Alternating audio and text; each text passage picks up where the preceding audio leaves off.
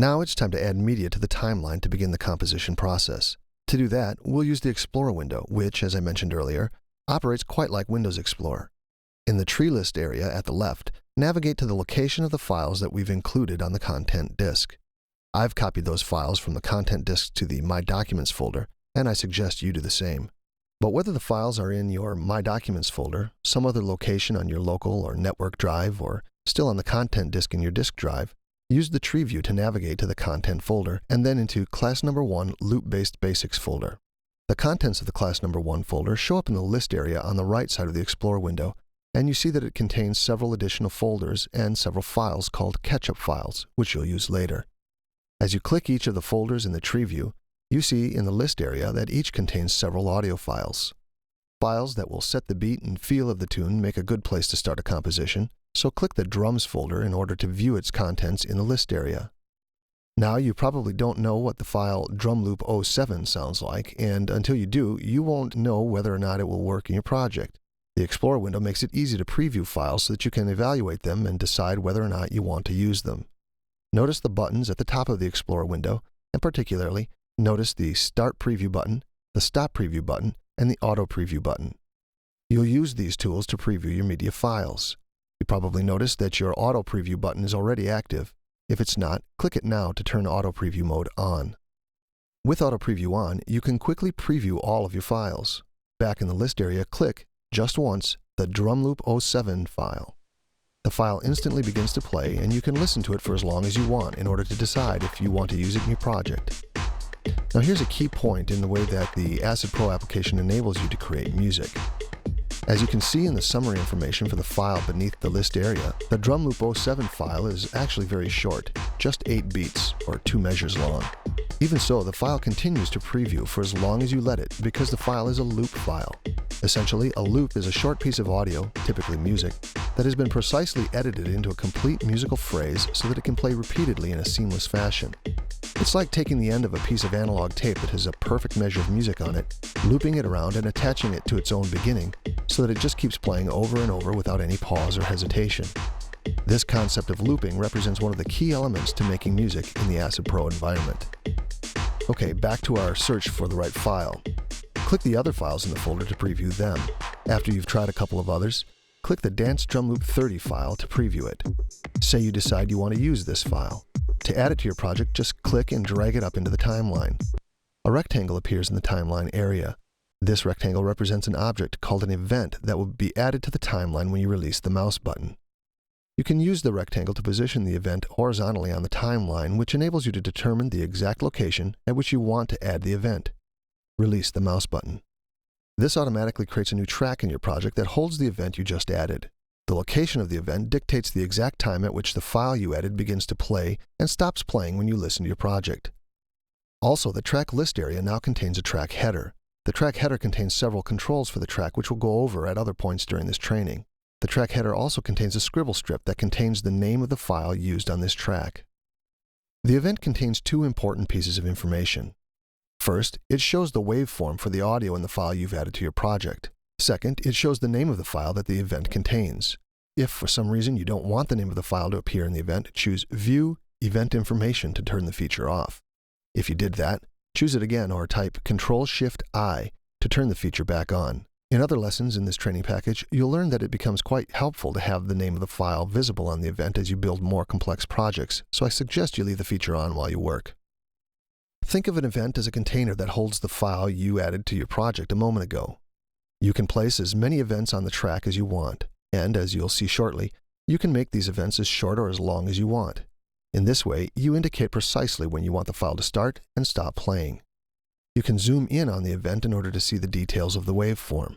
This makes it easier to perform precise edits. To zoom in vertically, click the Zoom In Track Height button 5 times. Each click increases the height of the track, which makes it easier to see the waveform. Click somewhere within the event on the timeline. Now click the Zoom In Time button 5 times. Each click expands the view horizontally, zooming in on the cursor so that the waveform spreads out. Notice that the beat ruler also spreads so that you can more precisely see your location in the project. To zoom back out, click the Zoom Out Track Height button 5 times. You could zoom back out in time with the Zoom Out Time button, but here's a faster way to zoom back out all the way. double-click the scroll bar at the bottom of the timeline. You can also use your mouse wheel and your up and down arrow keys to zoom in and out. Experiment with these different methods of zooming and find your favorite. Let's get back to working with our event. In order to edit the event, you'll first need to select it. You did that a moment ago when you clicked it. You saw that when you click an event, it changes colors to show that it's selected. To move the event, drag it to the desired location on the track along the timeline. As you drag it, the event snaps to the vertical grid lines. This snapping helps you to edit to logical points in your timeline, such as the beginning of measures. In fact, with snapping on, you can't drop the event between grid lines. Click the Enable Snapping button to turn snapping off and move the event again. Now you can place the event anywhere you want, regardless of the grid lines. Click the Enable Snapping button again to turn snapping back on and move the event so that it snaps to one of the grid lines. Next, let's change the length of the event. When you added the file to your project, Acid Pro created an event to hold the file, and that event lasts only as long as it needs to in order to hold the entire file. In this case, the file lasts for 16 beats, so the event also lasts for 16 beats. Later, you'll see that shorter or longer files result in shorter or longer events on the timeline. You can make an event as long or as short as you want it. For instance, you want this drum beat to last for the length of your song, so you'll need to make it longer. Point to the left edge of the event so that the mouse icon changes to a box with a double-sided arrow. Now drag the left edge of the event to the left so that it starts at the very beginning of the project. We call this editing technique trimming or edge trimming. You can use trimming to adjust either end of the event to make it longer or shorter. Notice the small indentations along the top and bottom of the event. These indicate the start of another repetition of the file, in other words, the loop point. Now trim the right edge of the event out so that it ends well past the end of measure 25. Say you really only want 24 bars of music in this tune. Trim the right edge of the event back to the beginning of bar 25. Now, click the Undo button to undo that trim edit. By the way, you have an unlimited number of undos and redos, so you can really experiment knowing that you can always get back to any specific point in the process. I had you undo the last edit so that I could show you another form of editing, which we call the split and delete technique. First, click the event at the beginning of bar 25. As usual, this both selects the event and places the cursor at that location. Now, press the S key on your keyboard. S stands for split. This splits the event into two separate events, and you can see that the second of the two events remains selected. Now, press the Delete key on your keyboard to delete the selected event. The two techniques achieve the same result, but it's important for you to know both because there will be times when one works more efficiently than the other.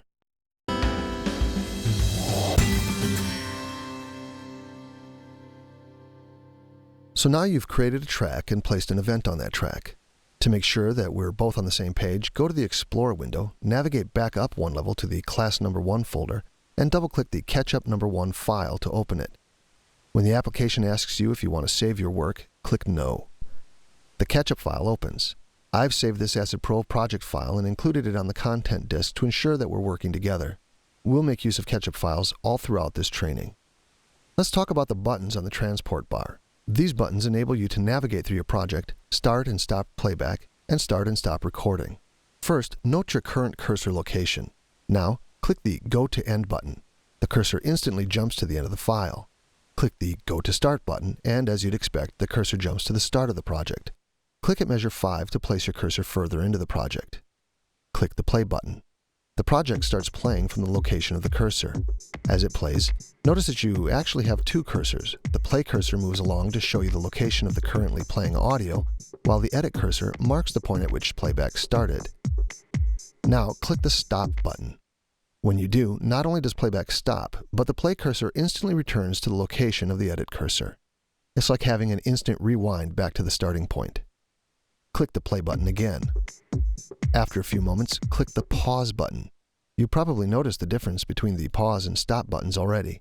While the Stop button returns the Play cursor to its starting point, the Pause button stops the Play cursor wherever it is and moves the Edit cursor to match it. So, the Stop button stops playback and automatically rewinds to the edit position, while the Pause button stops playback and sets a new edit position. The Pause button then acts as a very useful tool for setting a precise edit location.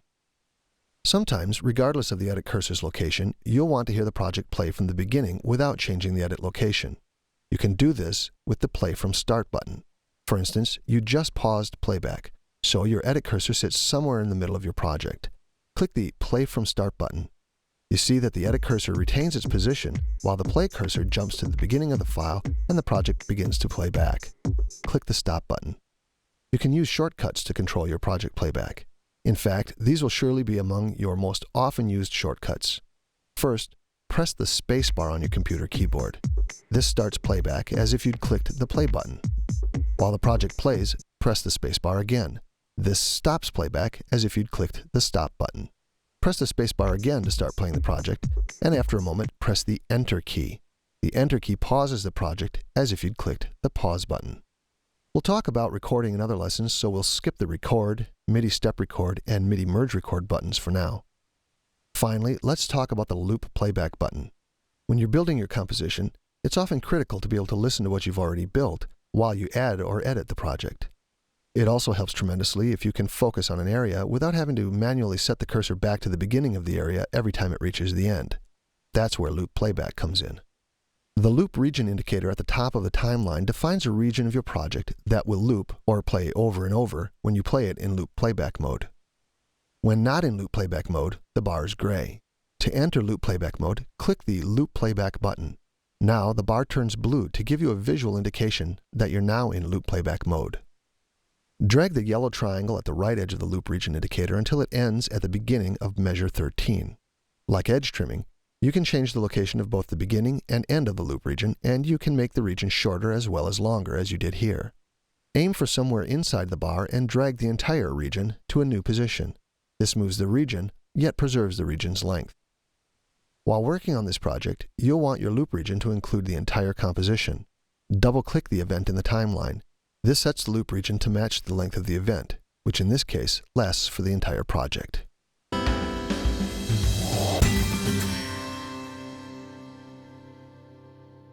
Just to make sure that you've got your loop region indicator set properly, open the Ketchup No. 2 file. Now, with the loop region defined and the loop playback button active, play the project. The project now plays and loops endlessly until you stop it. This enables you to listen to the project you've built so far and then simultaneously come down to the Explorer window and preview other loops to hear how they fit into your tune. In the Drums folder, preview the file Drum Loop 07. Add it to the beginning of your project just below the existing track. This adds a new track to your project to hold the new event. Trim the event so that its length matches the event in track 1. At this point, you might want to spice up your tune's arrangement a bit. To do that, you'll use the Erase tool to remove portions of the events in your timeline. While the project continues to play, click the Erase tool button to select it. Now, click in track 2 between the start of the project and the first ruler mark to erase that portion of the event in track 2. You've just erased 2 measures of the Drum Loop 7 track. Now erase the next 2 measures, the 3rd and 4th measures of track 1. If you drag the Erase tool across an event, you can erase as much of the event as you want, but for now, just erase measures 3 and 4. Continue alternately deleting 2 measure sections of these tracks until you reach the end of the file and have a checkerboard-like pattern. Now that you've removed parts of these 2 tracks, you have a more interesting drum pattern. Switch back to the Draw tool. Let's add a bit of percussion. In the Explorer window, navigate into the Percussion folder and preview the files you find there. Notice that you can preview them in perfect time with the drum arrangement you've already created, so that you know exactly how each file sounds along with your project. When you're done experimenting, add the file Shaker02 to a new track in your project and make it last for the entire length of the song. Add Conga02 to another new track and draw it in for the entire length of the song as well. Now let's look for a bass loop that fits with the composition. In the Bass folder, click the various bass files to preview them. After you've previewed a few, add Bass Pressure 07 to your project and trim it the entire length of the song. With the project still playing, preview several of the keyboard files from the Keys folder. Let's add ePiano 08 to your project, but for a little bit more of an interesting arrangement, start this piano event at the beginning of measure 5 and trim it to last for the remaining length of the song. Also from the Keys folder, add TechSynth 02 to start on a new track at the beginning of measure 9. Trim the event from there to the beginning of measure 21. Finally, preview several horn files from the Horns folder and add Horn 05 to your project. This time, instead of dragging the file into the timeline, just double-click the file in the Explorer window. That's a great way to quickly add a file as the last track in your project. You notice that this method does not add an event to the timeline, but you can add it manually. Since you still have the Draw tool active, start at measure 13 and drag to the beginning of measure 21. As you drag, you draw in a new event. Stop playback. In fact, you can use the Draw tool to draw an event anywhere on any track in your project. To see this, draw another event on the horn track starting at measure 7. If you don't see measure 7 on your beat ruler and you're not exactly sure where it is, double-click the Measures and Beats at Cursor display, type in 7.1.0, that's measure 7, beat 1, no ticks, and press Enter. Your play and edit cursors jump instantly to the beginning of the 7th measure, and you now know exactly where to start the event. Draw the event so that it ends at the beginning of measure 9.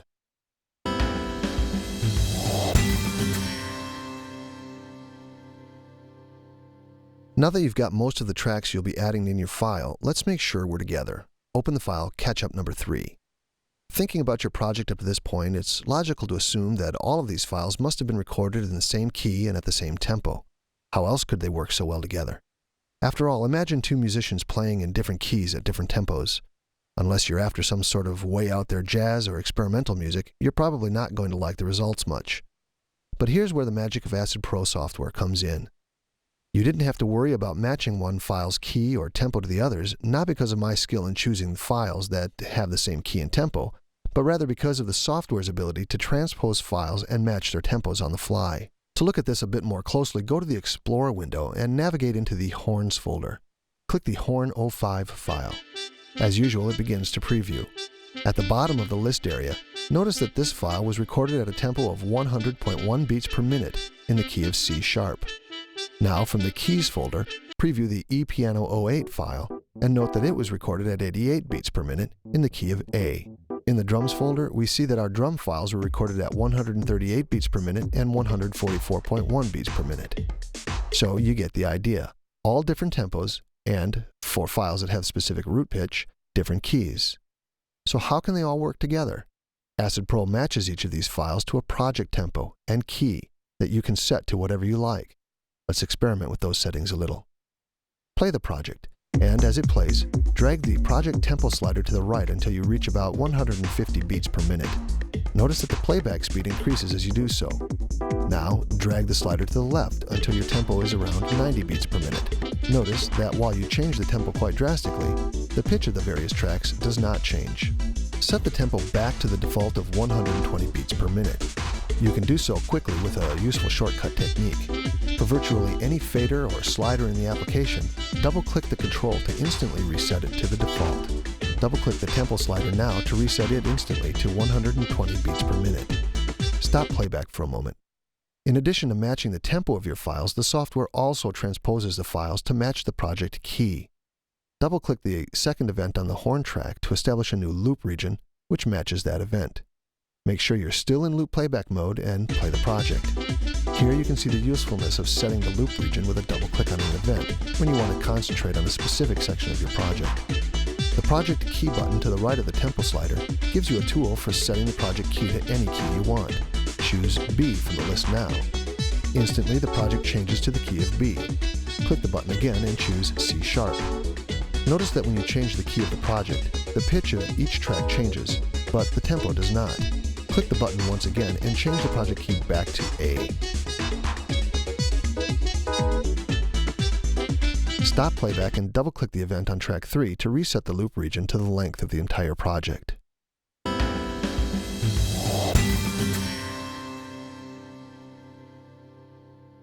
You can also change key and tempo on the fly throughout the course of the project. In doing so, you can emulate chord progressions in your composition. For instance, let's change the key of the project right before the second horn event starts. Click to place your cursor at the beginning of the event that starts at measure 13. Now, press K on your computer keyboard. K stands for key. In the dialog box that opens, choose B from the key change drop-down list. Click OK, and now you have a key change marker in your project. Click to place your cursor to the beginning of the third repetition of the horn file at the beginning of measure 17. Type K. Choose the key of C# from the drop-down list and click OK. Finally, place your cursor at the end of the second horns event at measure 21. Type K to add another key change marker, and this time, instead of choosing a key from the list, just type E to enter the key of E and press the Enter key to finalize the change. Now, listen to what you've created. Click at the beginning of measure 5 and play your project. Watch the cursor and listen as the project key changes when it hits the key change markers.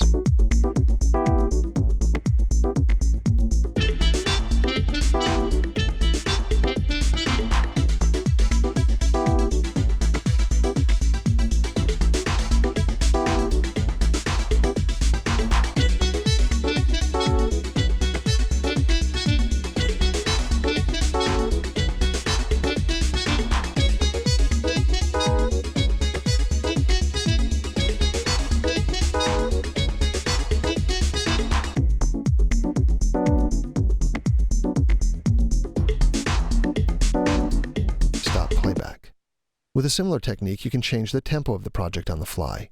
For instance, let's say at the very end you'd like the tempo to slow down. Place the cursor right before the last drum loop and press T on your keyboard. T stands for tempo. Earlier, you set your project tempo to 120 beats per minute. To change the tempo to 110 beats per minute, type 110 into the tempo change field and click OK. Now you see the tempo change marker in your project. Place the cursor at the key change marker where you changed to the key of E and play your project. The project tempo changes when the cursor hits the tempo marker.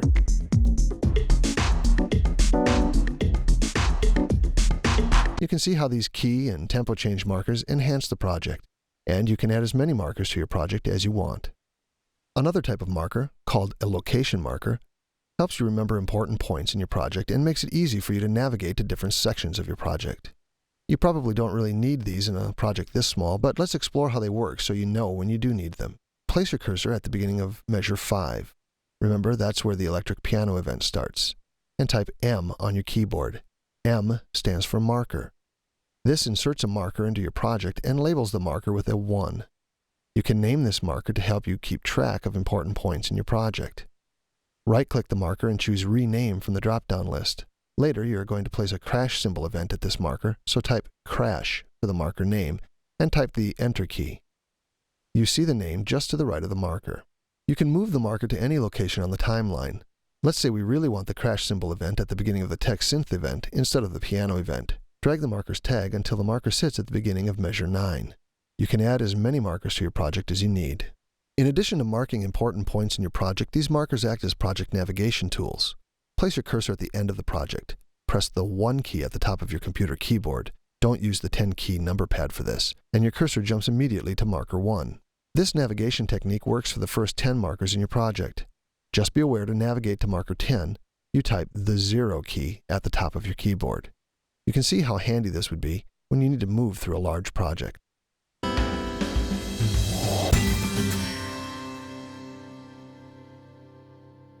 Open Ketchup number 4 from the class number 1 folder on the companion disk. Now that you've marked the spot where you want it, add the crash symbol. In the Explorer window, navigate to the Drums folder and click the file symbol OS23 to preview it. Drag the file to a new track at the beginning of the timeline. Notice the icon in the name of the event and compare it to the icon in the names of the other events you added to your project earlier. This icon identifies the file not as a loop file like the others, but a file known as a one-shot. One-shot files contain audio like a crash cymbal or a single drum hit that you typically wouldn't want to loop. When you drag a one-shot file into your project, Acid Pro creates an event that's long enough to hold the entire one-shot. One-shots behave a bit differently than the loops you've added so far. You know that with the loop files that you added earlier, as you drag the length of the event out longer and longer, the file loops and loops and loops until you stop dragging the mouse. One-shots, on the other hand, only pay once, no matter how far you drag the mouse. Click at marker 1 in the crash symbol track and drag to the end of the file. This draws another one-shot event, but no matter how far you drag, you draw only one crash symbol into your project. Still, you can add as many as you want. Add another crash event at each of the key changes. Often you'll want to add a particular one-shot to your project at regular intervals. For instance, you might want a hand clap or a cowbell hit to play on every quarter note throughout your project. You can now set the Paint tool to drop a one-shot of a specific length that you define. For example, you might choose a one-shot that lasts for a complete measure, but want to paint in events that last only for a half a measure. Let's see how this works. From the Percussion folder, drop Perk 18 onto the track header area beneath all existing tracks in your project. This creates a new track for the file without adding any events to the timeline. Click the Paint tool button to select it. Drag the Paint tool across the track. When you do so, the Paint tool drops a new event at every ruler mark in your project. Be careful not to drag the mouse into a different track because since the Paint tool enables you to paint across tracks, you'll add events to the other tracks when you don't really want to. If that happens, click the Undo button and start again. Notice that the events last from one ruler mark to the next and thus fill each measure entirely. But notice also that the waveform within each event lasts for less than a quarter note, or one beat of the measure. Click the Undo button to remove all of the events you just painted. Click the Paint tool drop-down arrow and select quarter notes from the drop-down list. Drag the Paint tool through the track again so that you have events all the way to the end of the project. This time, although the tool still paints events only at the ruler marks, the events you paint last only for a quarter of the measure. This helps you keep your project more visually clean so that you can more effectively see what's really going on. Now play the project and listen to how it sounds with your new tambourine events in place.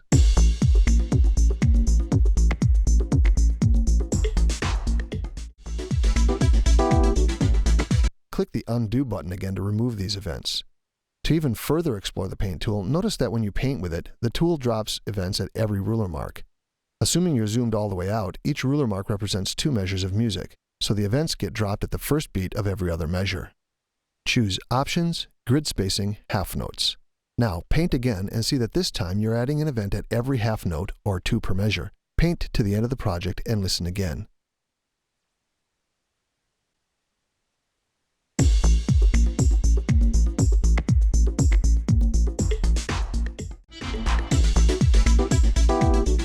When you're done listening, choose Options, Grid Spacing, Ruler Marks.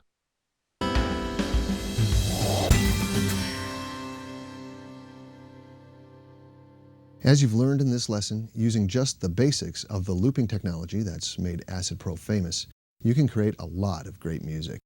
But the application goes so much deeper than what you've learned here, especially with the new features added in version 6. In the remaining lessons in this DVD package, you'll learn how to take full advantage of those new features.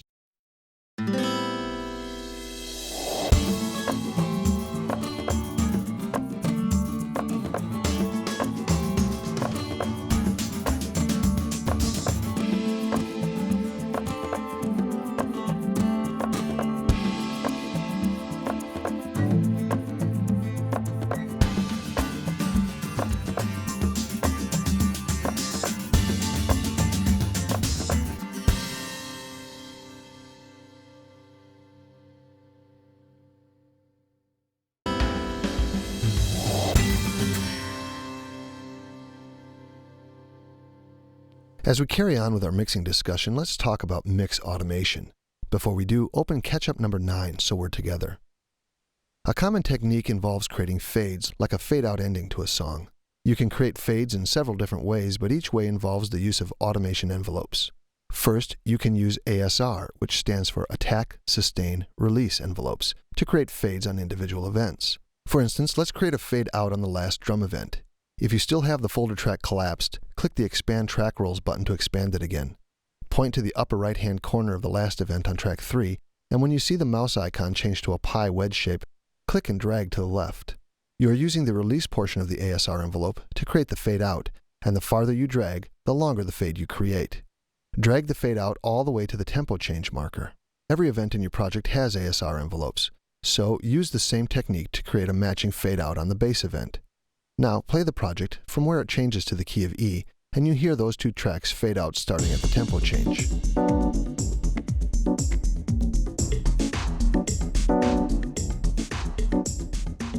Stop playback and right-click inside the fade area you just created on the drum track. From the pop-up menu, choose Fade Out Type, and you see that you have several options.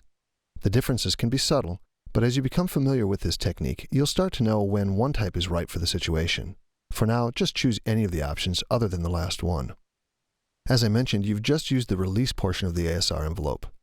Point to the top edge of the base event until your mouse icon changes to a pointing finger, then click and drag down. This section of the envelope, the Sustain section, adjusts the volume of the event. As you drag it down, you lower the volume. For now, drag it back up to the top to leave it full volume. Finally, point to the top left corner of the event. Again, you see the wedge-shaped fade icon. Drag to the right. This portion, the attack portion, creates fade-ins. For now, leave the event with no fade-in. We can also create automation with track envelopes that control volume, panning, and effects parameters. Let's use a pan envelope to automate the panning on the piano track. Right-click the track icon for the electric piano track and choose Insert Remove Envelope, Pan from the pop-up list. You now see a red envelope line running through the middle of the track. Right-click the envelope at the beginning of the piano event and choose Add Point from the pop-up menu to add a point to the line. Now, double-click the envelope right where the first repeat of the loop ends and the second begins. This adds another point, so you have 2 ways of adding points to the envelope. Use your favorite method to add another point between the second and third repeat. So now you've divided your envelope line up into segments, and you can adjust these segments independently. Leave the first point you created right where it is, but drag the second point all the way to the top of the track. This pans the track 100% left, known as hard left. Drag the third point all the way down to pan the track hard right. Finally, add one more point at the spot where the third repetition ends and the fourth begins. Right-click this last point and notice all of the options available on the pop-up menu. Choose Set to Center to pan the track back to the center. Place your cursor just before the piano starts and play the project. Watch the master meters and listen as you hear the piano start in the center, move to the left speaker, and then to the right, and finally back to the center. If you want to hear the effect even more clearly, solo the piano track and play the section again.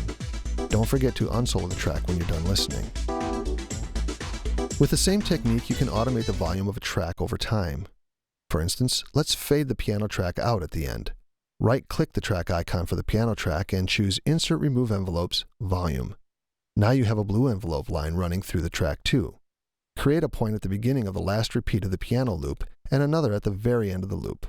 Drag the second point all the way down to the bottom of the track to a volume level of -infinity, which means silence. Play from just before the fade out and listen to the results. Stop playback. Right-click the envelope line and notice that you have several fade-type choices in the list. These are the same shapes that you saw earlier during the ASR discussion. You've used two different methods to create fade-out endings for 3 of the tracks in your project. You could add either a volume envelope or use the ASR envelopes to fade the other tracks out and create a fade-out effect for the entire song, but I'll show you a more efficient way to fade the entire project. First, right-click the track icon for the piano track and choose Insert Remove Envelopes, Volume to remove the volume envelope. Then, drag the release envelopes on the drum and bass tracks all the way to the right edge of the events to remove the release fades on those events. Instead of using track volume envelopes on each track or ASR envelopes on each event, you can put an envelope on the master bus track to control the output of the master bus. Choose View, Show Bus Tracks to make the master bus track visible at the very bottom of the timeline. Right-click the track icon for the master bus track and choose Insert Remove Envelopes, Volume.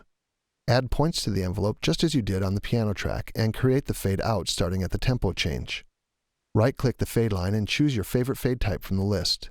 Play the project and hear how all of the tracks fade out because of the master fade you've created.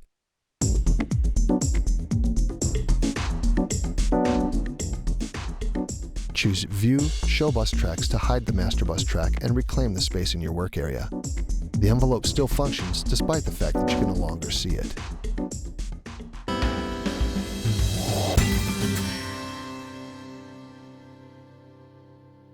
Many times as you build your acid projects, you don't exactly know what the final arrangement of your piece will be.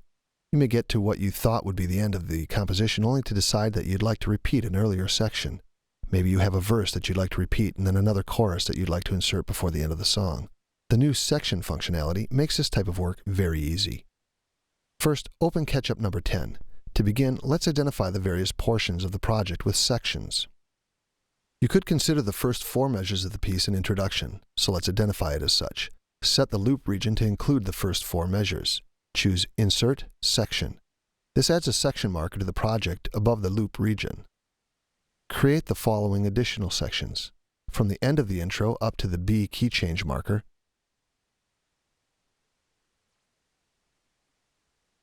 call that verse 1.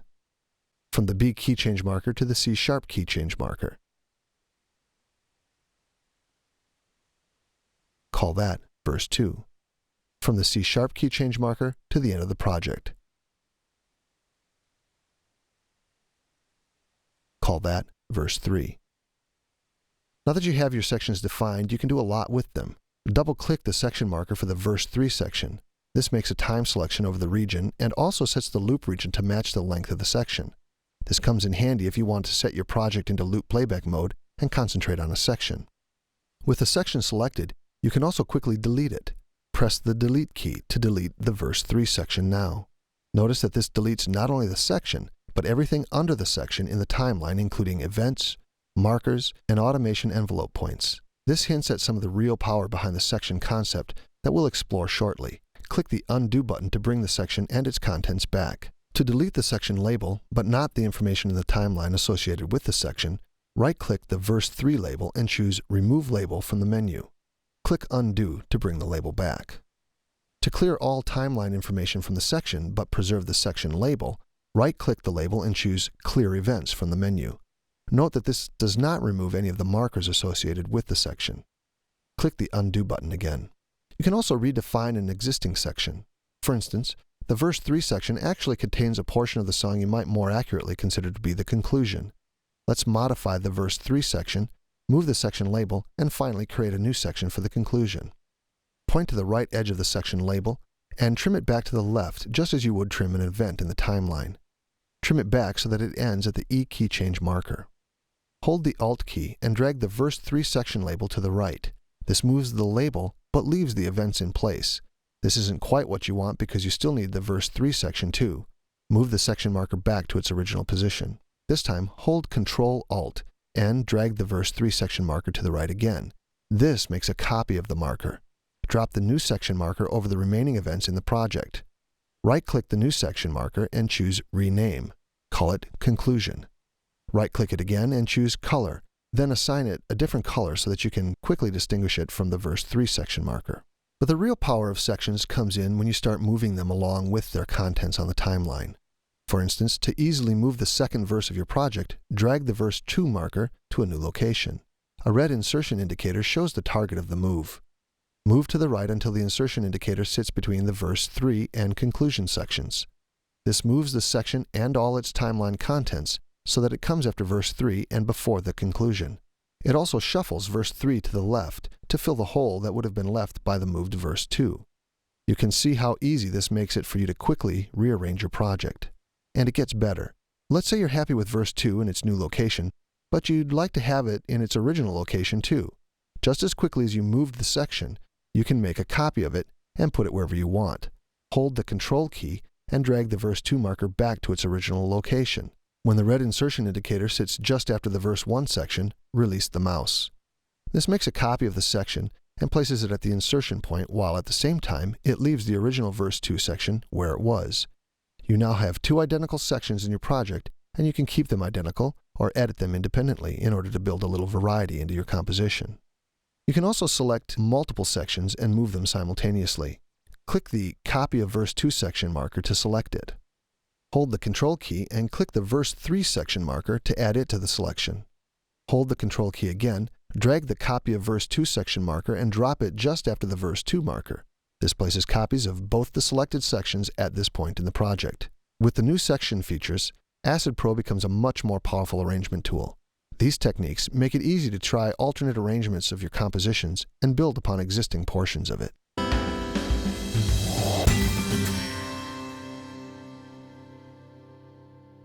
Well, we've finally gotten our project composed, arranged, and mixed, so let's talk about delivering it. First, open Catch-up number 11.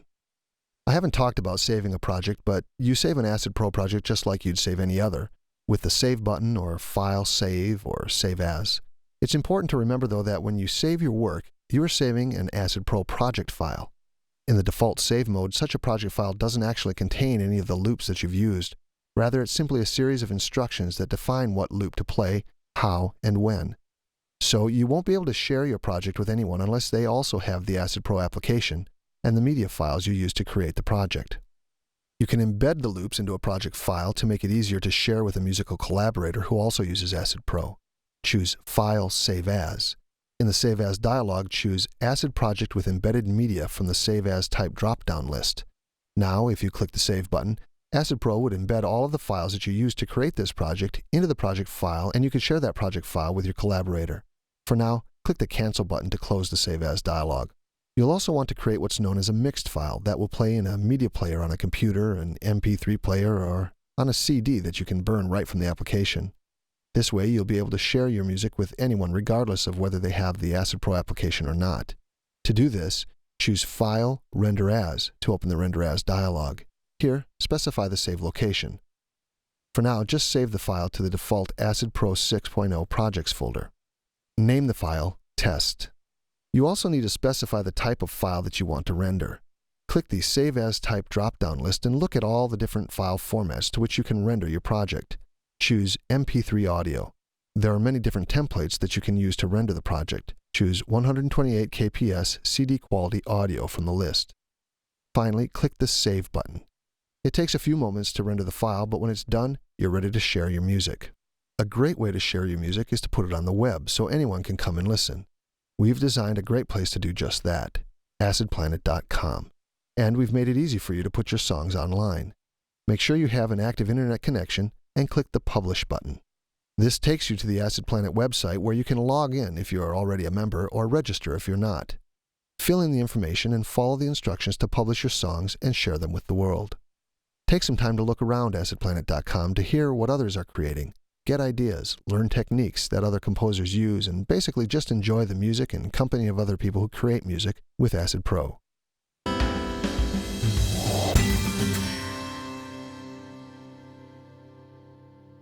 You can further spice up your mix with audio effects.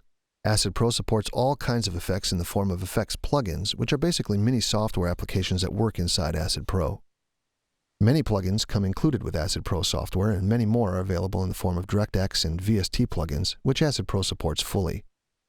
Effects such as reverbs, delays, equalization, and more can really make the difference between a good mix and a great mix so long as you're careful with them and use them wisely.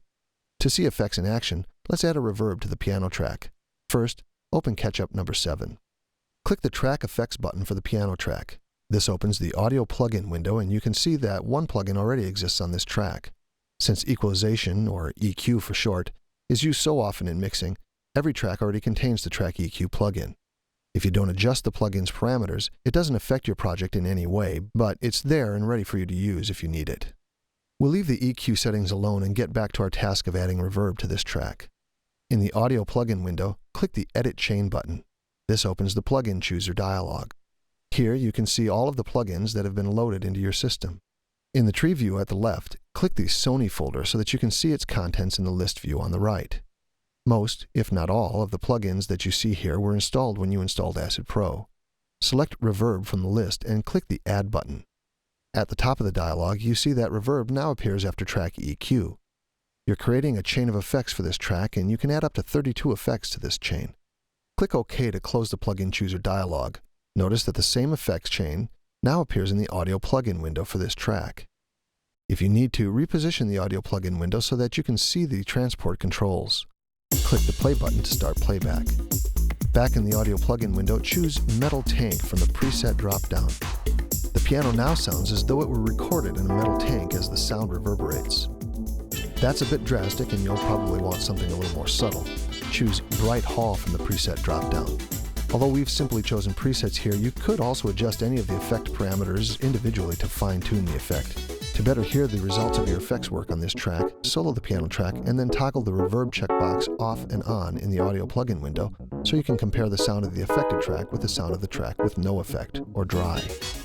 Click the Solo button again to turn the solo feature off.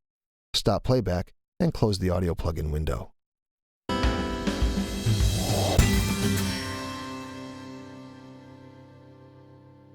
You can make your composition work more efficient if you keep your projects well organized, and Acid Pro offers you a few helpful tools with which you can accomplish the task. Open Catch-Up number 8. You've already used one helpful organizational tool. The Scribble Strip gives you information about the files on each track, and as you did with the Horn Harmony track, you can rename the track with any descriptive word or phrase that you want. Giving proper attention to the name of your tracks helps particularly when you amass a lot of tracks in your project. It can also help to organize projects so that similar tracks are next to each other. For example, it would be nice if the crash cymbal and tambourine tracks were near the other drum tracks. You could easily reorder your tracks. Click the track icon for the cymbal track to select it. Hold the Control key and click the track icon for the Perk 18 track to add it to the selection. Drag the selected tracks up toward the top of your project. Notice the dark horizontal line that indicates where the track would be placed if you release the mouse button. Keep dragging until the insertion line sits between tracks 2 and 3, and then release the mouse button. This moves the crash track into the track 3 position and the tambourine track into track 4, putting all of your drum and percussion-related tracks next to each other. Of course, repositioning the track has no effect on any aspect of the track other than its position in the track list. You can also color-code your tracks to further enhance your organization. Let's color-code the drum and percussion tracks. First, click the track icon for the first drum track, then hold the Shift key and click the conga track. This selects all of the drum and percussion tracks. Now right-click any of the selected track icons and choose Color from the pop-up menu. This opens a color palette from which you can choose any color. Choose Gold. This changes the color of the track headers as well as the color of the waveforms and the events on the tracks. When your projects grow more and more complex and contain many more tracks, folder tracks may be your most powerful organizational tool. With folder tracks, you can put as many related tracks as you want into one master track called a folder track. You can then close that folder track and reclaim valuable screen real estate. When you need to work on a track within a folder track, you just reopen the folder track and work on the desired track as normal. Let's create a folder track now. We'll put all of the percussion tracks into a folder track where we can easily access them when we need to.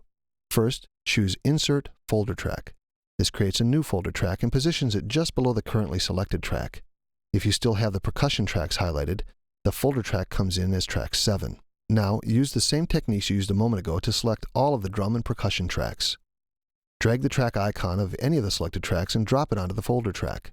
The folder track moves to the first track position, and all of the selected tracks now appear as tracks within the folder track. Double-click the scribble strip for the folder track. This selects the contents of the scribble strip, and you can now type in a new name for the track. Type Percussion, and press the Enter key to finalize the name change.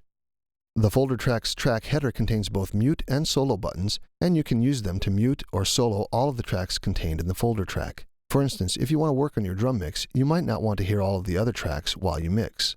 Play the project and click the solo button for track 1. You now hear just the percussion tracks. Click the solo button again to hear all of the tracks.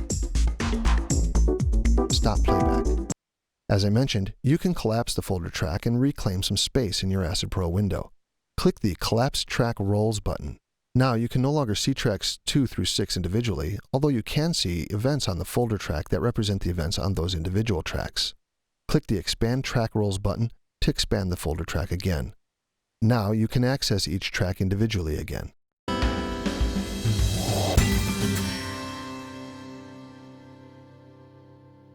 While changing the project pitch and adding pitch change markers can greatly enhance your compositions, Acid Pro offers far more in the area of pitch shift capabilities. You can change the pitch of an entire track and of individual events. Before we take a look at these techniques, open Catch-up number 5. As I mentioned, you can change the pitch of an entire track. This opens up some interesting possibilities, including creating harmonies in your composition. To see this, let's create a harmony part for the horns track. Right-click the track icon for the horns track and choose Duplicate Track from the pop-up menu. This puts an exact duplicate of the track directly below the original track. The scribble strip for the new track reads, Copy of Horn 5. We can enter a more descriptive name. Right-click the scribble strip for track 9 and choose Rename from the pop-up menu. Type Horn Harmony and press the Enter key. Note that this name change has no effect on the original file name or the names of any events in the track. It simply gives the track a more useful name. Right-click the track icon for the Horn Harmony track and choose Pitch Shift Track from the pop-up menu. In the cascading menu, make note of the keyboard shortcuts for shifting the pitch of the track, namely the plus key to raise the pitch by 1 semitone and the minus key to lower it. You can, of course, choose one of those options from the menu, but if you want to shift the pitch by several semitones, you'd have to return to this menu repeatedly. It's far more efficient to learn the shortcuts and use them to change the pitch of the track. Choose Reset from the cascading menu to essentially close the menu without changing anything. With the track header for track 9 still selected, press the minus key once. Just to the right of the scribble strip you see -1. This indicates that the track has been pitch shifted down by 1 semitone. Press the minus key 4 more times for a total of -5 semitones. Now let's create a bit of a harmony arrangement. Let's delete the first event on the harmony track so that the first time the horns play, they play without harmony. Earlier, you used the Erase tool to remove events from the timeline. You can also select an event and delete it without the Erase tool, and that would be more efficient in this case. Click the first harmony event to select it, and press the Delete key to delete it from the project. Trim the left edge of the second event on the horn harmony track to the right so that it starts at measure 15. Now, click the horn harmony event at measure 17 to place the cursor there, and press S on your keyboard to split the event at that point. A second of the two events is highlighted. Trim the left edge of the second event to the right so that it starts at measure 19. Play the project from the beginning to hear how it sounds with the harmony track.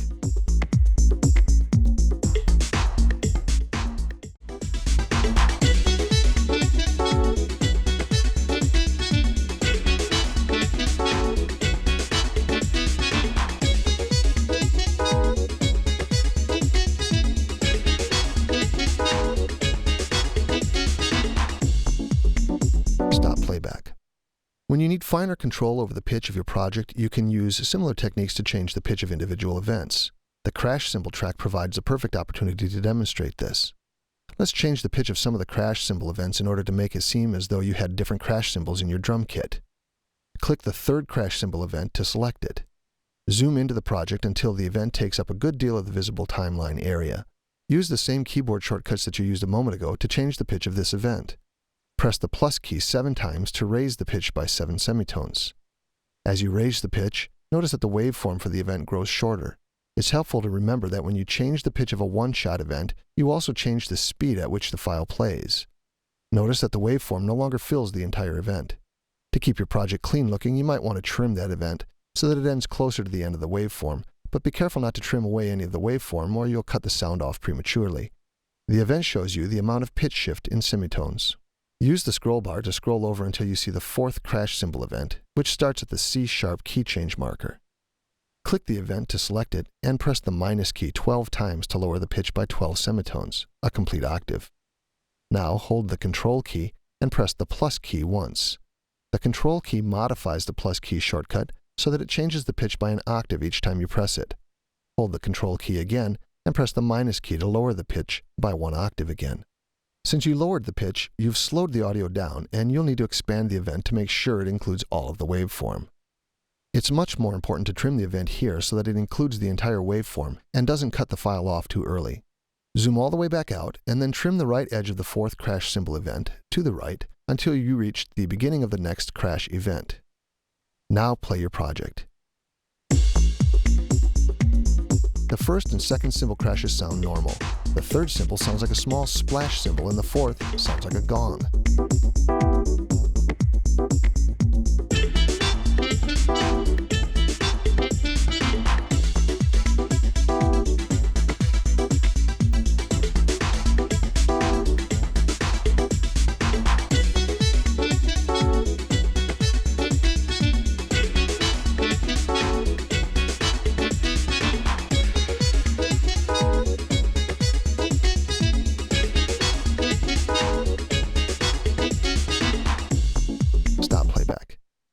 Using this event pitch shift technique along with the zooming and split techniques you've used a couple of times now, you can really perform some fine surgery on your projects. In fact, you can create completely new melodies. As a simple demonstration of this, you'll change the melody of the horn tracks slightly. Place your cursor at the end of the last horn event at measure 21. Zoom into your project until you can clearly see the individual notes in the waveforms for the horn events. Since you can zoom all the way into the sample level, it's easy to zoom too far. You want to be able to identify the last note in the horn tracks, and if you zoom too far, the last note disappears from your screen. If that happens, just zoom back out until you can see the notes. Click the original horns track at the dip in the waveform between the very last horn note and the one just before it. In other words, click at measure 20, beat 4. As usual, this places your cursor at that point and selects the event. You're going to change the pitch of that last note, but if you don't change the pitch of the harmony note correspondingly, your harmony might sound off.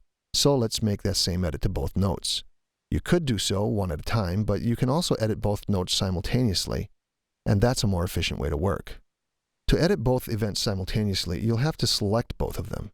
You can use standard Windows selection techniques to select events on the timeline. Hold the Control key and click at measure 20, beat 4 of the horn harmony event. This adds the harmony event to the selection, and you now have both the horn event and the harmony event selected. Since you want to adjust the pitch of just the last note in each event, you'll have to isolate those notes, and you can split the events to accomplish this. Press S to split them now. Notice that this splits only the two selected events. Now you've isolated the last note of these horn events into their own events, and you can now change the pitch of those new events. Press the plus key 5 times. You've already seen that this raises the pitch of the selected event, and since you have two events selected, it raises the pitch of both of them.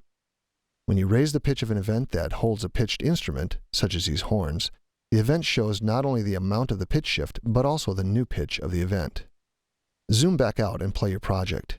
When it gets to the end of the horns section, listen to how your pitch changes have affected the horn melody.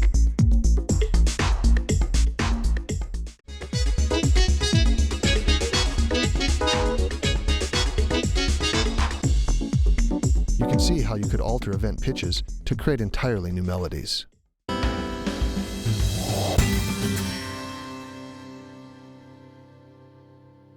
Now that we've got all our tracks in place, let's talk about mixing our project.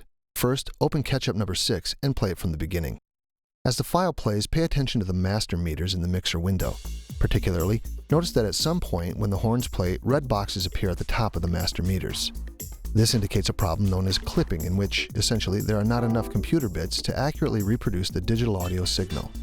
This can potentially cause distortion in your signal, and unlike the old days of analog where you'd sometimes purposely mix into the red for a warmer sound, this digital clipping usually has quite an undesirable effect on the sound of your audio. You can use Acid Pro's mixing tools to avoid this clipping. You would typically mix while listening to your project so that you can hear the results of your adjustments as you make them. However, to make it easier for you to hear me, I'll stop playback. The most basic adjustment to make involves lowering the volume. First, notice that currently all of the tracks have a volume of -6 dB. Why? The preview fader in the mixer window not only determines the volume of the files you preview, but it also dictates the volume of new tracks added to your project. With the preview fader set to -6 dB by default, all of your new tracks came in at -6 dB, unless you had previously changed the preview volume. Since the clipping problem occurs when the horns play, let's lower the volume of the horn tracks.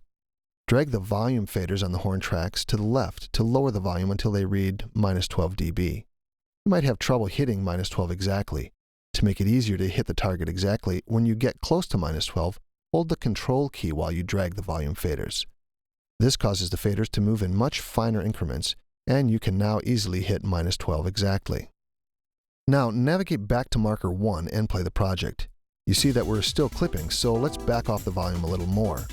Instead of lowering the horns at this point, let's mix in the other tracks to create a pleasing mix and then see how that affects the master volume. While we're working with the track volumes, we can also perform another basic mixing function and adjust the panning of the tracks. The pan slider lets you place the sound from the track anywhere in the left to right stereo field. For instance, you can make one track's audio come fully out of the left speaker, fully out of the right speaker, or out of both speakers simultaneously in varying percentages. By default, all tracks send their signal equally out of both speakers. This creates the sensation that the sound from the track emanates from a point halfway between the two speakers.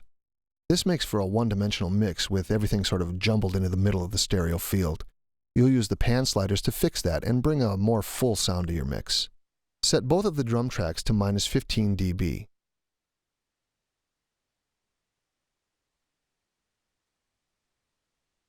Leave the shaker track's volume at -6, but drag its pan slider all the way to the right to change its pan settings to 100% right. Set the conga track's volume to -9 and pan it 100% left.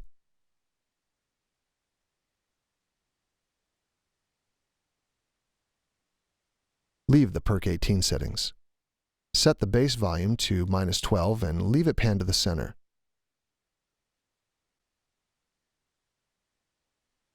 Set the piano volume to -8 and leave it panned to the center also. Set the Tech Synth track volume to -9 and pan it 30% to the right.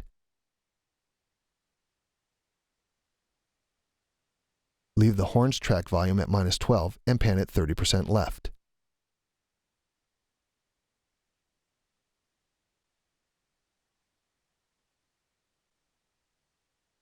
Pan the horn harmony track 60% left. Finally, pan the cymbal track 60% right. Play the project. You should be able to hear how the mix has a wider, more even sound. You can also see that the master meters peak out at a lower volume, and you now have a bit of space to spare between the loudest peak in your project and the danger point of 00 dB, above which clipping occurs. This extra space is known as headroom. It's a good idea to shoot for a maximum peak value of somewhere between -3 dB and -6 dB to provide ample headroom. Let's say you're happy with this mix, but notice that the master meters peak just a little above -3 dB. If you adjust the volume of any of your tracks, you'll ruin the mix that you're happy with. Instead, lower the volume of the master fader by 1 dB. By the way, even while the project plays, click the peak values at the top of the meters to reset them. This is helpful when you're lowering the volume so that you can evaluate the new peak levels at the lower volume. With the project still playing, go back to the track header for the bass track and click the solo button. This temporarily silences all other tracks in your project so that you can concentrate on the bass. Click the solo button for the piano track and notice that you can create solo groups and listen to just the tracks you want. You can also affect the controls of more than one track at a time. First, click the track icon for the piano track. The track header changes color to indicate that you have selected it. Now, hold the Control key and click the track icon for the bass track. Now you've selected both tracks, and you could select more if you wanted to. For now, click the solo button on either of the selected tracks. This unsolos both of the tracks. This multi-select technique works for many operations in addition to solo, including volume, panning, and more. Click the track header for the bass track to select it and deselect the piano track. Now click the mute button. This temporarily removes the bass from the mix, and just like with soloing, you can mute as many tracks as you want. Stop playback now and unmute the bass track.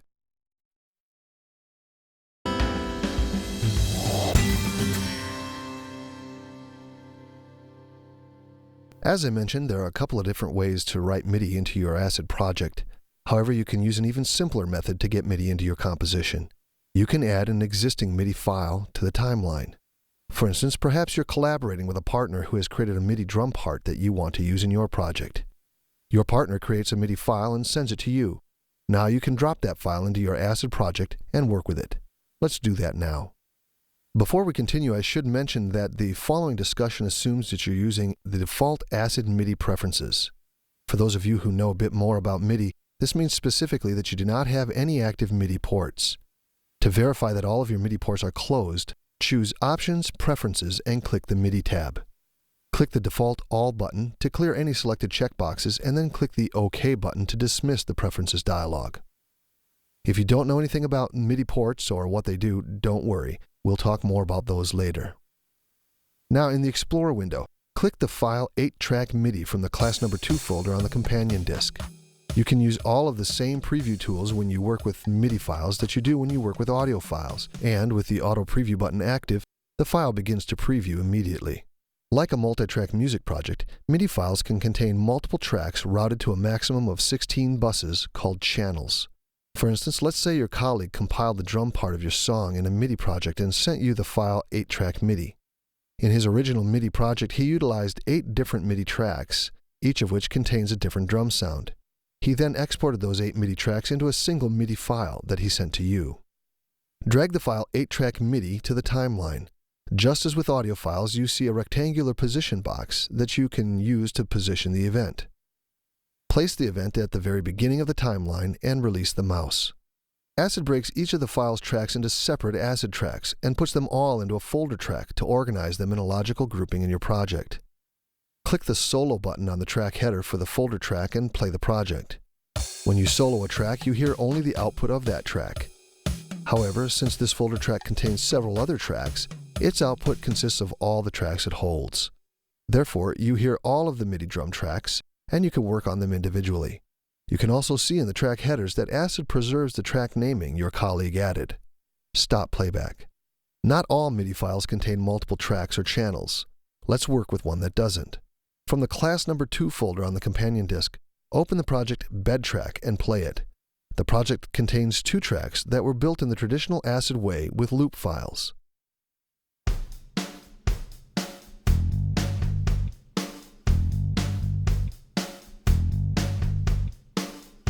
Stop playback. Now add the file MIDI track to the timeline just below the existing track 2. This creates just one new MIDI track since this MIDI file does not contain multiple tracks or channels. Edge trim the right edge of the MIDI event so that it lasts as long as the drum and bass loops in the first 2 tracks. Notice that even though you've expanded the MIDI event, the MIDI media does not repeat itself to fill the event. The icon on the event name identifies this file as a one-shot. You'll recall from the Looping Basics class that one-shots do not repeat in an event as you expand the event, thus only one repetition of the MIDI information appears here. In this case, though, we want the MIDI to repeat, and we can easily make that happen. Right-click the event that holds the MIDI information and choose Event Clip Loop from the cascading menu. Now the MIDI information repeats to fill the entire event. Play the project to hear how it sounds. You now have a piano part in your song.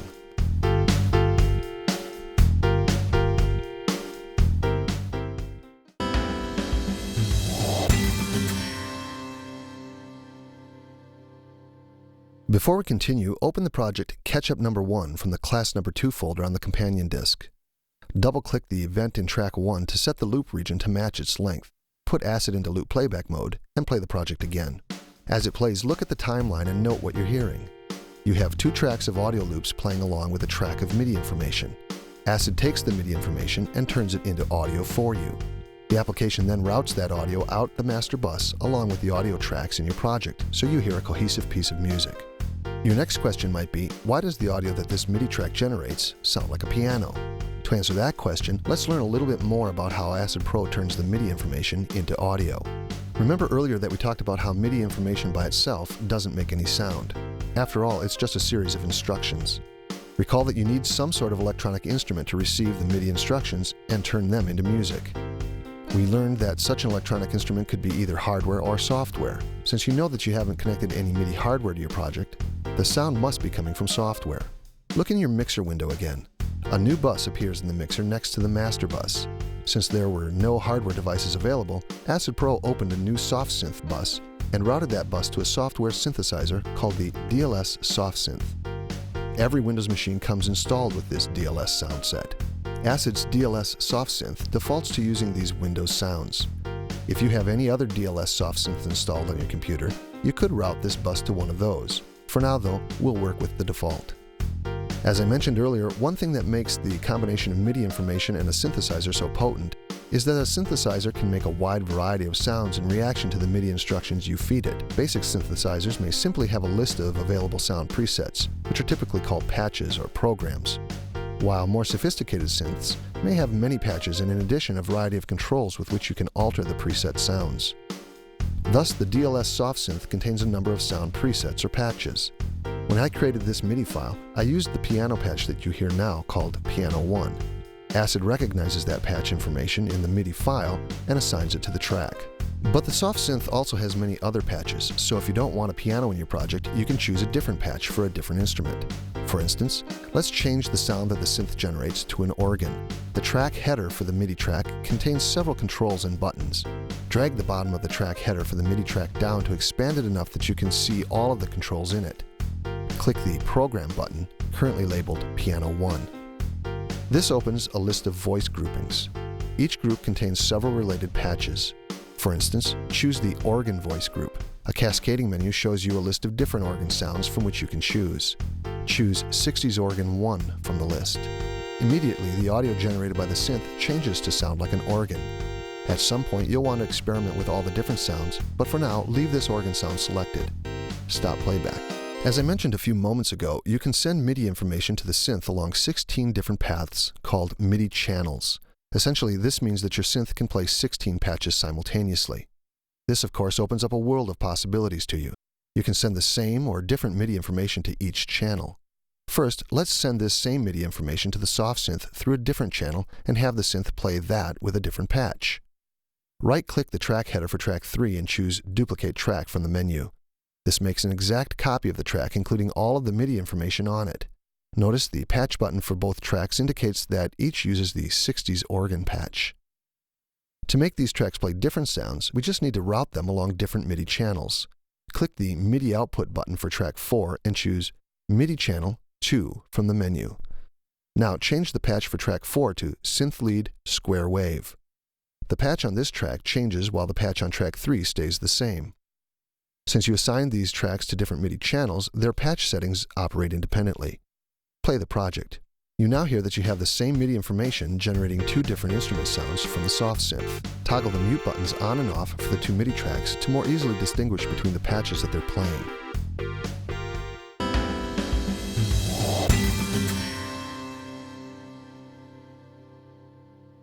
Open Catch-up number 2 from the class number 2 folder on the companion disk. Although we won't talk about all of the controls in the MIDI track headers in this lesson, you can make use of a few of them even in simple projects like this one. Just as with audio tracks, before you start mixing, it helps to keep things organized. Let's start by naming the two MIDI tracks with names that help us keep them straight. Double-click the scribble strip for track 3 and type Organ. Then, press the Enter key to finalize the name change. Rename track 4 to Synth. You used the mute button a few moments ago and learned that you can mute the output of MIDI tracks just as you do audio tracks. The solo button also works the same on MIDI tracks as on audio tracks. Start playback and click the solo button on track 4. You now hear just the output of that track. Click the solo button again to hear all of the tracks again. Each MIDI track also has its own volume slider. This enables you to adjust the output volume of the MIDI track just as you do with an audio track. However, the readout of the volume slider on a MIDI track works a bit differently than it does for an audio track. On an audio track, you can set the volume to -infinity, plus 12 dB, or any value in between. On the other hand, MIDI settings must have one of 128 distinct values. Thus, MIDI volume control goes from 0 to 127. Drag the volume slider for track 3 all the way to the left. The value reads 0, the lowest possible MIDI value. Drag the slider all the way to the right. The value now reads 127, the highest possible value. Double-click the slider to set it back to its default value of 100. Adjust the volume slider of track 4 down so that you can hear less of the square wave patch. Set the volume on track 4 to 70. This makes the organ prominent but gives the sound a bit of an edge from the synth. You can also pan your MIDI tracks. Move the pan slider for track 4 to the right. Like the volume slider, the pan slider can have one of the 128 possible MIDI values. However, it's a little difficult to understand just where in the stereo spectrum a specific value is, so Acid Pro approximates a percentage based on the MIDI value and shows that as the pan readout. Pan track 3 80% right,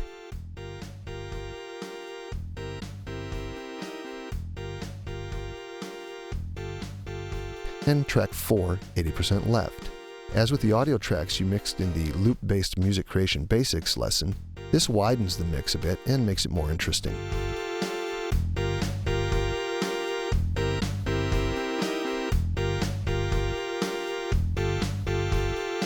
Stop playback. You can also automate the mix of your MIDI tracks just as you did earlier with audio tracks. For instance, let's say that you want the project to start out with the organ louder, but by the end you want the synth to be louder. You can create this automated mix with envelopes. First, double-click the volume slider for the square wave track to set it back to its default of 100. Now right-click the track header for track 4 and choose Insert Remove Envelope from the menu. From the cascading menu, choose Volume. This adds an envelope that enables you to control the volume of the channel to which you assigned the track earlier.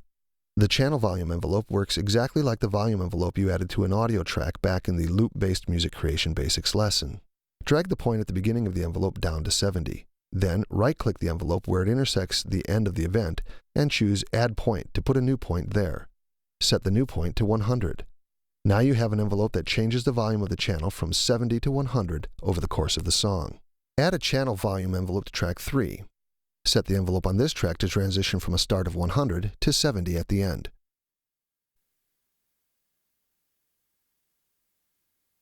The two tracks now swap volume values over the course of the project. Play the project to hear the results.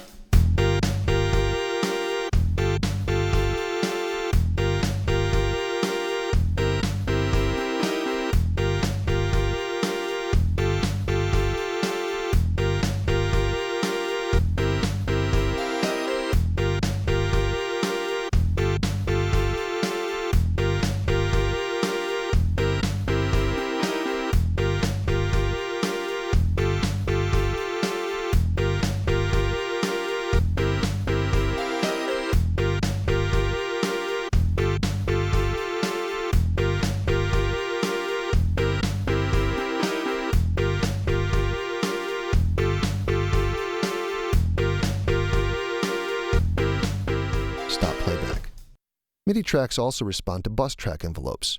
Recall that in the loop-based music creation basics lesson, you used an envelope on the master bus track to quickly create a fade-out ending for the project. You can do the same thing in this project too.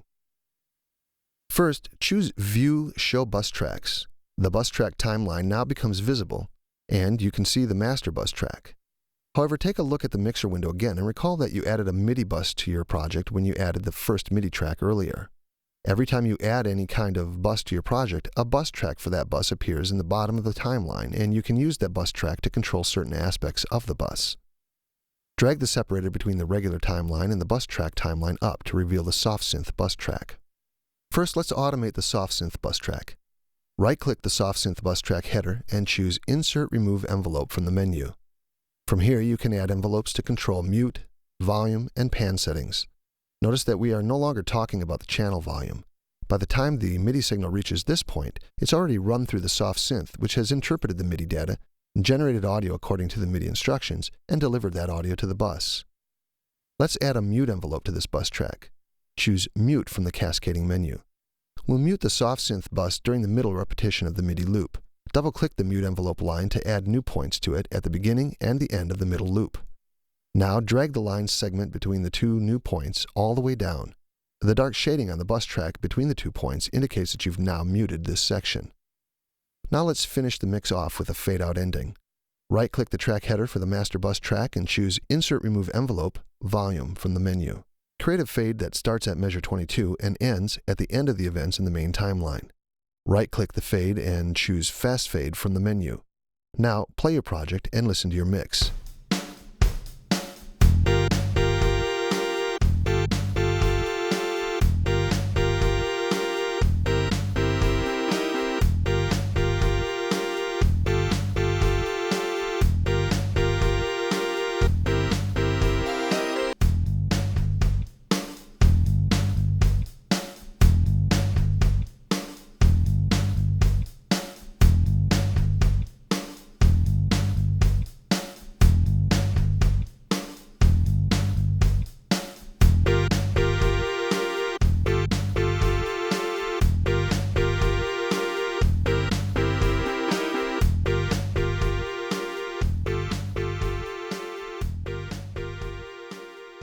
Stop playback and choose View, Show Bus Tracks to hide the bus tracks again.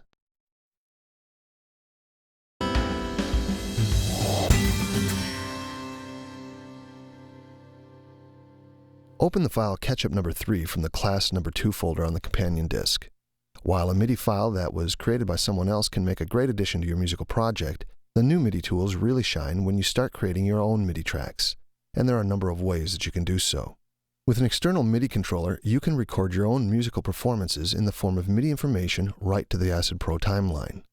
As you learned way back at the beginning of this lesson, a MIDI controller generates MIDI information. Typical MIDI controllers take the shape of a piano keyboard, although you'll find controllers that you play like a guitar, a variety of wind instruments, and many other innovative designs.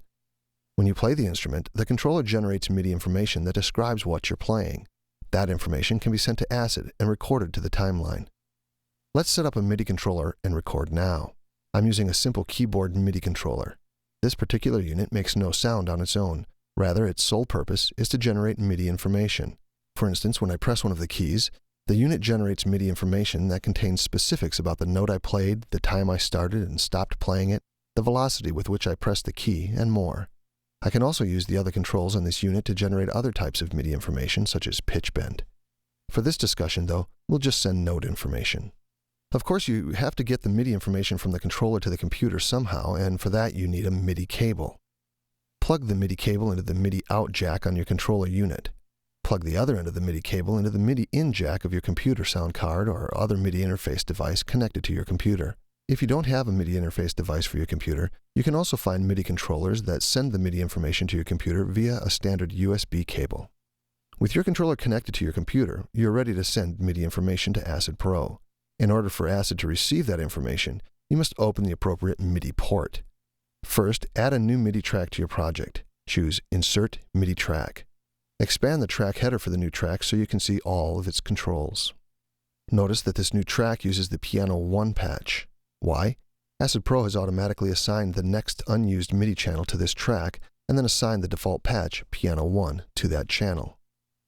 Now let's connect a MIDI controller to Acid Pro. Click the MIDI Input button, and from the menu choose External MIDI Device Preferences. This opens the MIDI tab of the Preferences dialog. In the Make these devices available for MIDI Input section, select the checkbox that corresponds to the MIDI input jack on the interface device into which you've plugged the MIDI cable. Click OK. Now your controller can send MIDI information to Acid. Press a key on the MIDI controller. You hear the sound of the piano patch. You might notice a lag between the time when you press the key on your controller and the time you hear the audio generated by Acid and the soft synth. You can control this lag time, known as latency, with audio drivers. These audio drivers enable hardware devices that bypass the high latency operating system of your computer. Not all sound cards use audio drivers, so you'll have to check to see if yours does. Choose Options, Preferences to open the Preferences dialog, and then click the Audio Device tab. Click the Audio Device Type drop-down arrow. If your sound card supports audio, you'll see an entry in the list for those drivers. If you don't see any such entry, your sound card doesn't have audio drivers, or you haven't installed them. For now, I'll assume that you have audio drivers available. Choose those drivers from the drop-down list and click OK. Now, press a key on your controller again. You should notice far better response. Let's add some percussion to our project. In many synths, including the DLS soft synth that we're using now, MIDI channel 10 has been set aside especially for drum sounds. Change track 5 to MIDI channel 10. Press the keys on your controller to verify that you now hear drum sounds. Click the patch button and notice that it makes only drum kits available to you.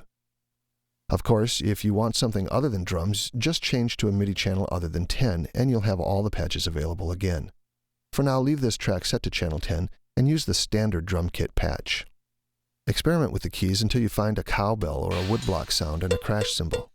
And note which keys on your controller play those sounds. To ready this track for recording, click the Arm for Record button on the track header. Get ready to play your cowbells and cymbal, and click the Record button in the main transport bar. As you play, you see the MIDI information being recorded into the timeline.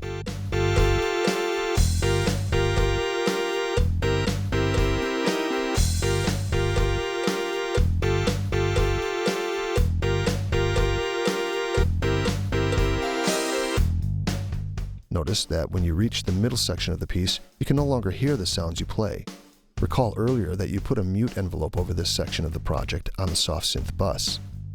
Since you're using the same soft synth to record these sounds, the mute envelope affects them too. Even so, Acid Pro still records the MIDI notes regardless of the fact that you can't hear any audio, so you could remove that mute envelope and hear your performance if you wanted to. Keep playing along to the end of the file. When you reach the end, click the Stop button.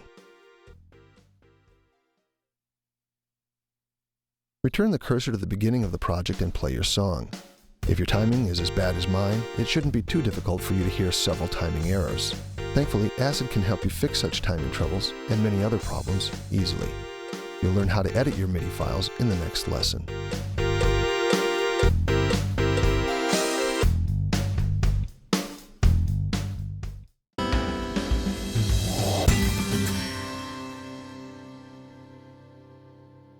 Open Ketchup number 4 from the class number 2 folder on the companion disk. This project has my recorded file in it, complete with all my mistakes and bad timing. Let's use the inline editing tools to fix the track. The MIDI event on track 5 acts basically like any other event you've ever used in Acid. You can move it and edge trim it just as you can other events. But what you really want to do now is to edit the MIDI information inside the event. Of course, Acid Pro provides tools to do just that. Click the Enable Inline MIDI Editing button. You immediately notice some changes in the appearance of the timeline for the MIDI tracks. For one thing, the MIDI tracks that do not use a drum patch show a piano keyboard between the track header and the timeline. Click the keyboard to hear the note that corresponds to it. Of course, you hear the sound of the patch you've chosen for the track. The track that you've routed to the drum patch contains a list of sounds in that patch instead of the piano keyboard. Click the name of a sound to hear the sound. In the timeline itself, you can now see exactly what MIDI note events exist in the MIDI track and what key on the keyboard or sound in the drum list those note events correspond to. You may need to scroll up or down inside a MIDI track to see the note lanes that hold the note events. If you don't see the drum note events, click the down scroll arrow and keep scrolling until you either see the note events or reach the bottom note lane. If you reach the bottom and still don't see the MIDI note events, use the up scroll arrow to scroll up until you see them. Since we want to work on the percussion track a bit, let's make it easier to see the details. Click the Maximize Track Height button in the track header for track 5. That track now fills your timeline area. Drag the separator between the sounds list and the timeline so that you can fully read the names of the various sounds. In this inline MIDI editing mode, you can edit virtually any aspect of the individual MIDI note events on the timeline.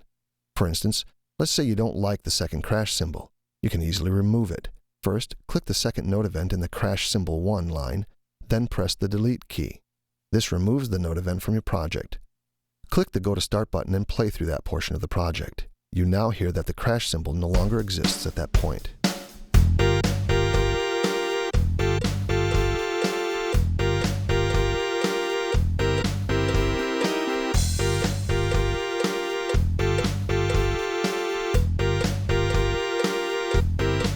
You can also add note events to your MIDI tracks. You might not like the fact that now that you've removed the crash cymbal, a hole exists where neither the cowbell nor the crash cymbal play. You can easily add another cowbell note event to fill that hole. Or you can add a completely different sound. Let's add a Chinese cymbal sound. If you don't see Chinese cymbal in the note list, use the up and down scroll buttons to scroll until you find it. Click Chinese symbol in the list to hear what it sounds like. To make it easier to add the note event in the right place, you can zoom into your project. Click in the timeline to place the cursor near the location where you want to add the note event. Since snapping is active, the cursor jumps to the nearest grid mark. Now zoom into the project so that you can see more detail. When you zoom in far enough, you can see a ruler mark for measure 7, beat 4. That's where you want the new crash event. Find the Chinese symbol in the sounds list and follow its note lane to where you want to place the note. When you find the right time and the right note lane, draw a note event at that point. Place the cursor somewhere before the new event and play the project. Stop playback. You notice that the new symbol could use more volume.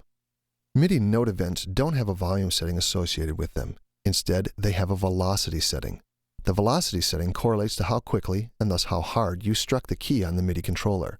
You probably know that the harder you strike a piano key, the louder the note sounds. A MIDI note's velocity setting emulates that same scenario. Since you drew this note event into the timeline instead of playing it with your controller, Acid Pro has assigned a velocity to that note for you. Velocity values, like other MIDI values, range from 0 to 127. Acid uses the midpoint of this range, 64, for the default velocity of any note you draw into the timeline. To make this MIDI note generate louder audio, you'll adjust its velocity. Double-click the note event that you just drew. A text box appears and shows the current velocity value for the event of 64. Change the velocity to 100 and press the Enter key. Now listen to that section again, and you can hear the crash much better.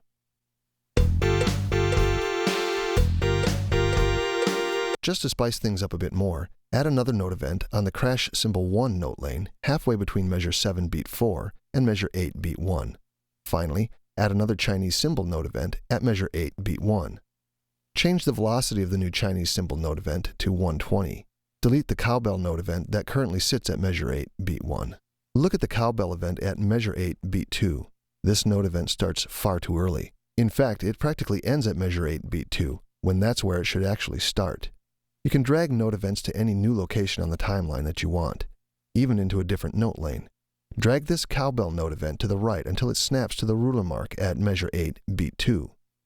As you drag the event, you can hold the Shift key to temporarily override snapping. In this case, though, you want to snap it right to the ruler mark. You can also cut or copy and paste note events. Let's copy the 3 cymbal crashes you just created and paste them in later in the track. Click the first of the 3 events to select it. Zoom in if you need to.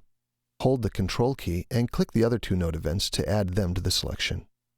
Right-click any of the selected events and choose Copy from the menu. Place your cursor later in the project, right-click the timeline, and choose Paste to paste copies of the events in at that point. Now, select the newly pasted events and press the Delete key to remove them. Finally, you can trim most MIDI note events just like you trim loop or one-shot events in an audio track. I say most because percussion MIDI sounds behave differently. Since drum and percussion sounds are really one-shot sounds, they have a maximum duration. You can make the note events shorter, thus cutting off the sound before it finishes, but you can't lengthen the sound. But you can change the duration of other MIDI note events. Click the Restore Track Height button for track 5. Point to the edge of a note in track 4, the synth track. You see that the mouse icon changes to the familiar trim icon that you've seen when working with the traditional audio events on the timeline. Drag the edge of the note event to make it longer or shorter, then release the mouse. Click the Undo button to undo that change. Hopefully you can see that with all of this powerful editing capability on your MIDI tracks, you can build your tracks so that they generate the exact sound that you want for your project. Play the project now to hear the results of your work.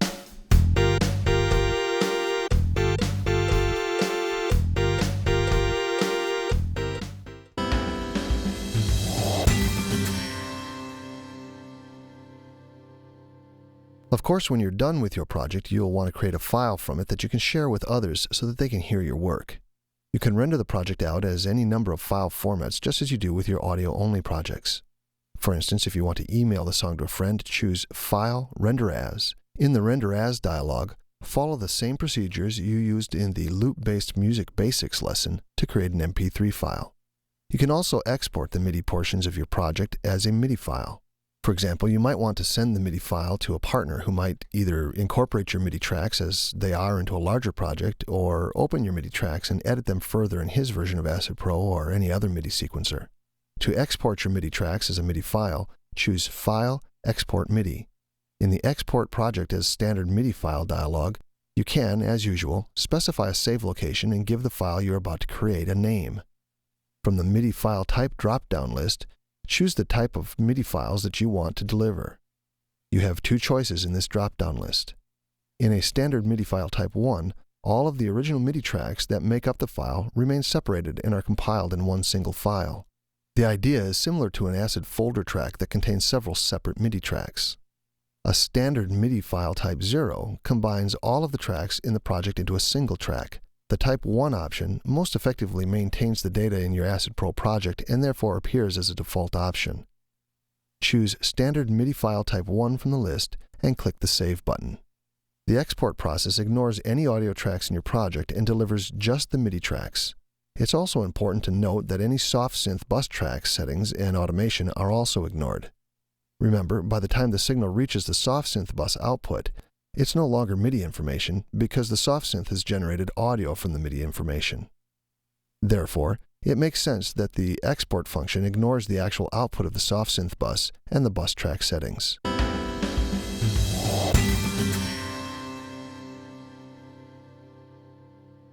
Before we get started using MIDI in Acid Pro 6, let's take a few moments and talk about MIDI in general, for those who've never used the technology before. MIDI, which stands for Musical Instrument Digital Interface, was developed as a means of transferring musical performance information between various models, brands, and types of electronic musical instruments. Thus, MIDI is not sound, but a list of performance information that a synthesizer or other electronic instrument follows to create the sound. This makes it possible to play one instrument that generates MIDI messages and have the sound come out in one or more other instruments that are receiving the MIDI instructions. The device you use to generate the MIDI instructions is called a MIDI controller. Think of MIDI as the modern-day version of the old player pianos of the late 1800s. How do you use MIDI to write music? Well, you can think of music as a sequence of strategically structured sounds and silence. With Acid Pro, you can easily build such a sequence, and it's surprisingly easy to do. As you'll learn, you can use the traditional Acid drawing tools to quickly draw MIDI note events right into the timeline of your project. And there's another, more exciting way to write MIDI. You can take a MIDI controller, typically some sort of keyboard, connect it to Acid Pro, and play the keyboard while Acid records the MIDI information and writes it to the timeline for you. Thus, you can create MIDI information that exactly reproduces your playing style. Or if you have no ability to play keyboards or other type of MIDI controller, you can draw the notes in manually, as I suggested a moment ago. Regardless of the method you use to write MIDI, when you play the MIDI back from your timeline through an electronic musical device, you can make it sound as though you're a virtuoso. And it gets better. Once you've written the MIDI information to the timeline, you can, as I mentioned, send it back out the electronic instrument that will create the music. The instrument can be a synthesizer or sampler that sits on your desk or in a rack of gear next to your workstation, and many musicians have this type of gear in their studios. But the instrument can also be a virtual one that you load onto your computer as a piece of software. You'll hear these referred to as soft synths, and we'll work with the soft synth in a few moments.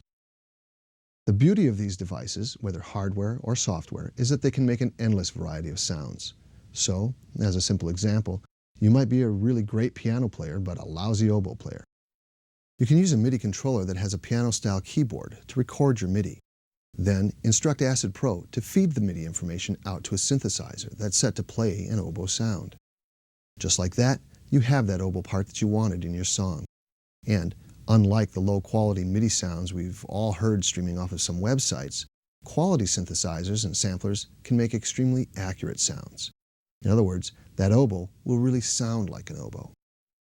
We'll talk about these concepts in more detail later in this lesson or in other lessons. So if you wouldn't know a synthesizer from a sampler if I gave you one, don't worry. For now, you know enough about MIDI to use it in Acid Pro.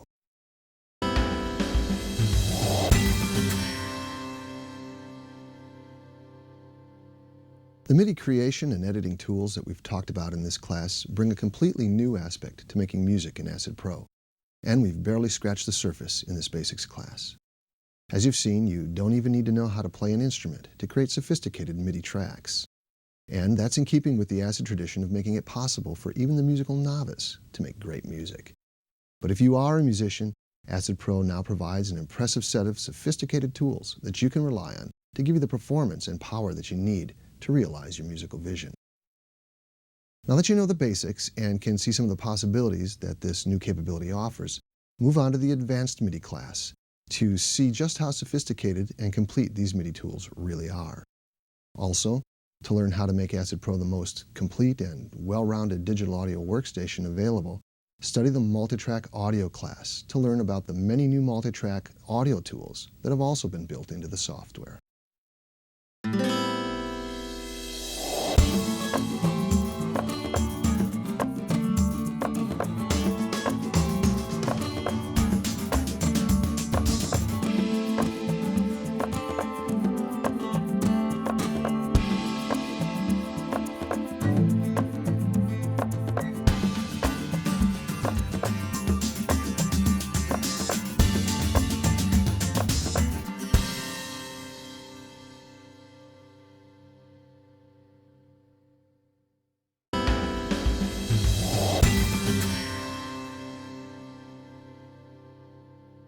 At the top of the screen, of course, you see the various menus and buttons that give you access to functions of the program.